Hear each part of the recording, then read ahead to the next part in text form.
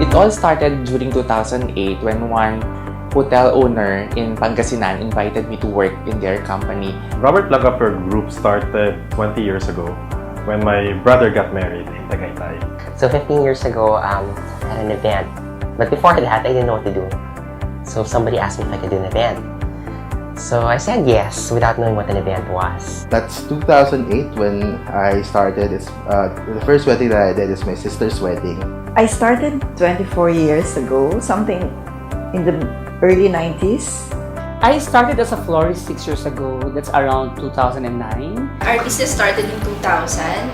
High school ako noon. I think that was the start. I started as an event stylist way back 2001, which the event styling industry is just starting to full bloom.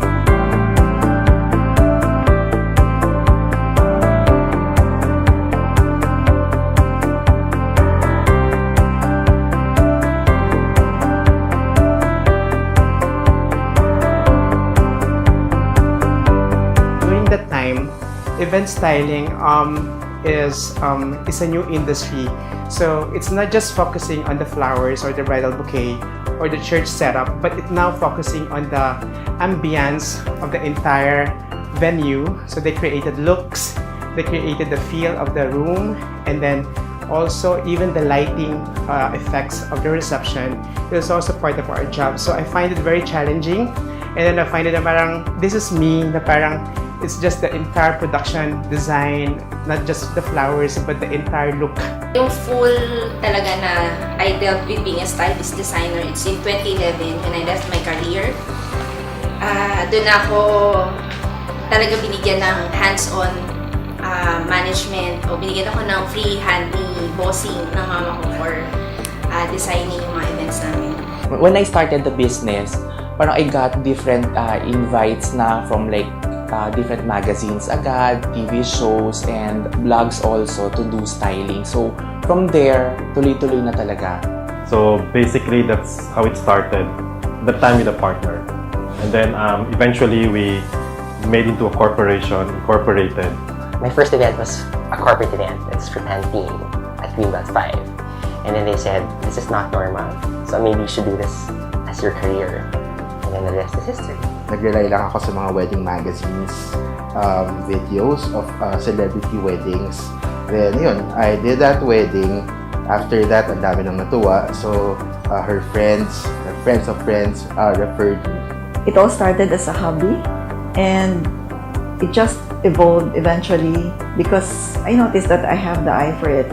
As year goes by, the demand for the visual designs and flowers keeps on changing.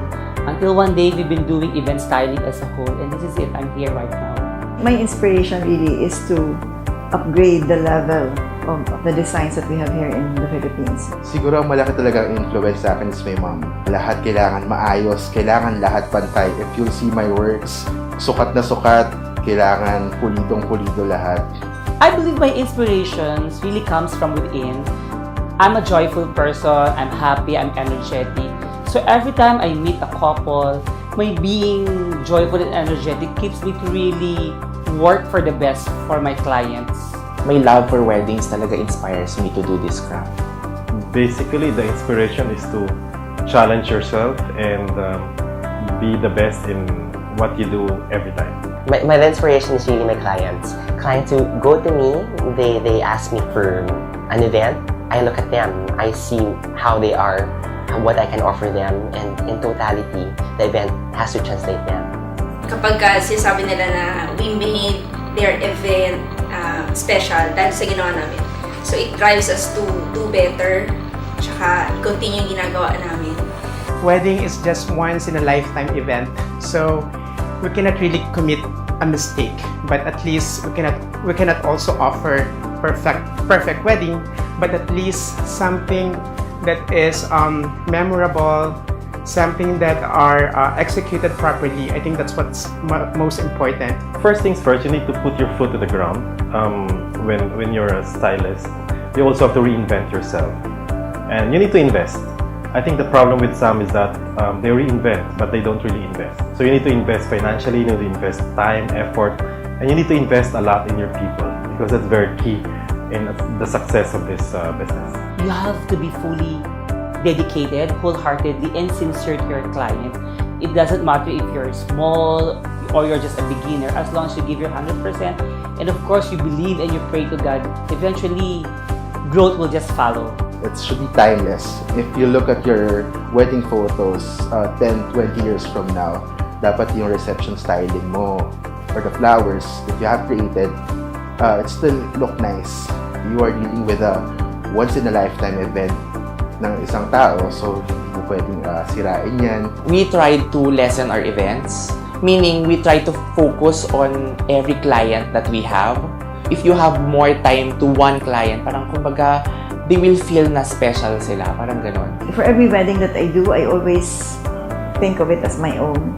The desire to really create something different for every occasion. That's how I keep going on. Every time I have a wedding, I have big weddings coming up, I pray to God that the Lord will help me to be a blessing to this client, not just doing flower works, but eventually making a difference to their wedding. I think when you love your craft, that's where you parang become more passionate about it. Gusto ko talaga yung ginagawa ko. Parang it's something na hindi ko pinagsasawaan. I do it because it's something I love. It's all heart. Parang if you look at it as a business, then you probably fail at it because it's wanting to provide not just the service, but provide them with something that is so magical, that is once in a lifetime, that they will always remember. We joined Unveil in 2016 last year. And since joining this, we were able to tap dun sa upper spectrum ng clientele. So it's very nice to our business. I'm so happy with Unveil Bridal Fair because I'm one of the pioneers way back 3 years ago. And since then, I'm always looking forward for this event. When we joined Unveil 3 years ago, we definitely got a certain market share of clients, which is basically, the Chinese clients of Edsa Shangri-La.